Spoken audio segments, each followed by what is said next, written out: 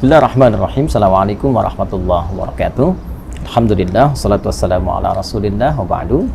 Saudara-saudariku dimanapun Anda berada, hari ini kita akan berbagi tentang sunnah, tuntunan berkehidupan yang melekat pada kehidupan kita, aktivitas kita, sekalipun singkat, padat, tapi begitu bermakna.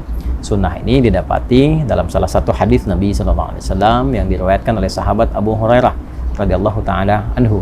Qala Rasulullah sallallahu alaihi wasallam al-fitratu khamsun atau khamsatun minal fitrah. Fitrah itu yaitu segala yang melekat pada kehidupan manusia, setidaknya ada 5 yang sangat bermakna. Satu, al-khitan, yaitu berkhitan. Yang kedua, al-istihdad, membersihkan rambut di sekitaran kemaluan.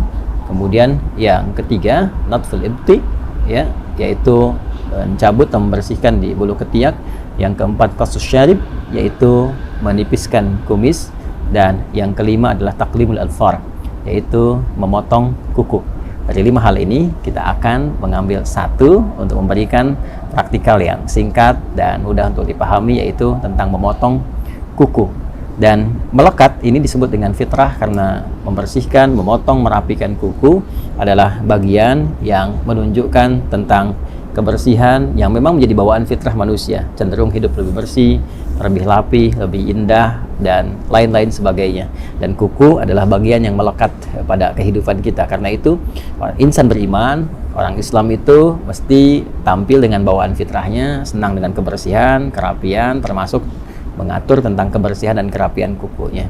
Dalam Islam diajarkan kita bagaimana cara memotong kuku yang baik. Para ulama memberikan praktikal atau tutorial singkat kepada kita, dan kita ambil salah satu di antara contoh yang disampaikan oleh para ulama terkait dengan perintah ataupun sunnah memotong kuku ini.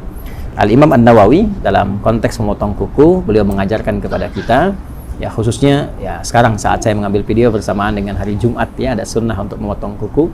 Maka dari 10 jari ini yang tangan, ya, yang melekat pada tangan ataupun nanti yang ada di kaki, kita memulai dengan yang telunjuk terlebih dahulu. Ini ya, para ulama mengajarkan kita, para ulama memulai dengan telunjuk di sini, ya. Caranya kita mengambil yang telunjuk terlebih dahulu. Yang memotong mungkin punya cara yang tersendiri, dimulai dengan telunjuk, kita rapihkan, berkesesuaian sehingga tidak terlalu dalam juga. Ya, bisa kita ambil sedikit misalnya. Ya, bismillahirrahmanirrahim. Kita ucapkan bismillah, ya, untuk bisa menjadikan bagian kegiatan sebagai ibadah, ya. Nah, ini seperti ini teman-teman sekalian. Ya. Ya. Nah, ini sengaja saya tadahi menggunakan tisu, gitu ya, agar juga bagian dari potongan kuku tidak kemana-mana, dan nanti ada hikmahnya. Ada hikmahnya, ya. Saya jelaskan dulu secara keseluruhan, nanti hikmahnya di akhir saya tutupkan. Jadi setelah dari telunjuk sini, kemudian sampai mulai dari kelingking, ya, dari telunjuk di sini selesai, maka dilanjutkan dari kelingking, ya, ke sini telunjuk selesai, kemudian pindah ke kelingking. Kemudian ke sini jari manis, ya, jari manis dan jari tengah, lalu jempol. Ya, mulai dari sini telunjuk, berpindah memulai dari kelingking, dari telunjuk ke kelingking, kedua kelingking, dan jari manis, jari tengah, kemudian jempol. Jelas, ya? Lalu berpindah kemudian ke sini bagian kirinya, dimulai dari kelingking, kemudian jari manis, jari tengah, telunjuk ke jempol. Jadi urutannya di sini telunjuk, kelingking, jari manis, jari tengah, jempol, kemudian pindah kelingking, jari manis, jari tengah, telunjuk, kemudian jempol. Demikian di kaki. Ya, kalau sudah selesai ini, kemudian tadi kita tadahi, ya. Ini saya contohkan tadi satu yang telunjuk karena di hari Jumat saya sudah mendahulukan memotong keseluruhannya. Jadi saya urutkan saja tadi seperti tadi saya sampaikan. Jadi telunjuknya sudah, kelingking sudah sampai ke jempol, kemudian dari sini kelingking sampai ke jempol, selesai kita tadahi. Ini maksudnya supaya mudah untuk dikumpulkan. Ini tinggal dilipat, ya, seperti ini misalnya, dan dilipat. Nah, ada lagi asar itu jejak yang bisa kita dapati dari contoh-contoh ulama yang bersambung pada sikap-sikap mulia.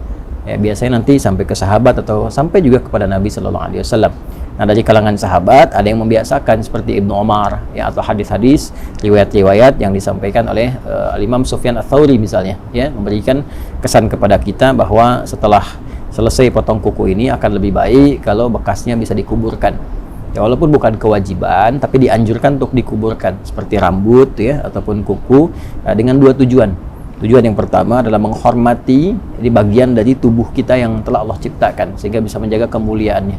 Ini kan bagian dari tubuh kan, jaga kemuliaannya jadi nggak dilempar sembarangan. Walaupun mungkin kita bisa dilipat seperti ini, dibuang ke tempat yang layak gitu kan. Nah, itu sebetulnya tidak ada masalah juga, tapi akan lebih mulia kalau bisa dikuburkan, lebih bagus. Yang pertama takrim, untuk memuliakan pada bagian tubuh yang telah Allah ciptakan. Kemudian yang kedua, yang penting juga menghindari hal-hal yang bisa menghadirkan madarat yang tidak tampak.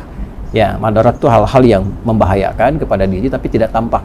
Seperti kebiasaan-kebiasaan tukang sihir misalnya, ya, atau hal-hal terkait magic yang seringkali menggunakan bagian-bagian dari potongan tubuh, khususnya rambut. Ya, ada juga yang terkait dengan kuku. Ada juga yang menambahkan secara fikih supaya tidak dijadikan sebagai bagian dari potongan-potongan untuk kepentingan-kepentingan lain. Seperti kalau rambut kasusnya jadikan bagian potongan-potongan, ada yang digunakan untuk pakai wig dan sebagainya. Nah, itu supaya tidak digunakan pada yang demikian akan lebih bagus kalau dikuburkan. Nah, itu secara singkatnya, potong kuku, bagian dari fitrah. Hikmah fitrah itu menjaga kebersihan, tampil lebih rapi dan indah, dan dimulai dengan susunan yang tadi telah disampaikan, diakhiri dengan alhamdulillah, diniatkan sebagai ibadah, dan mudah-mudahan selain tampil indah, elok, rapi, juga berpahala di sisi Allah Subhanahu wa taala. Al-Hidayat. Assalamualaikum warahmatullahi wabarakatuh.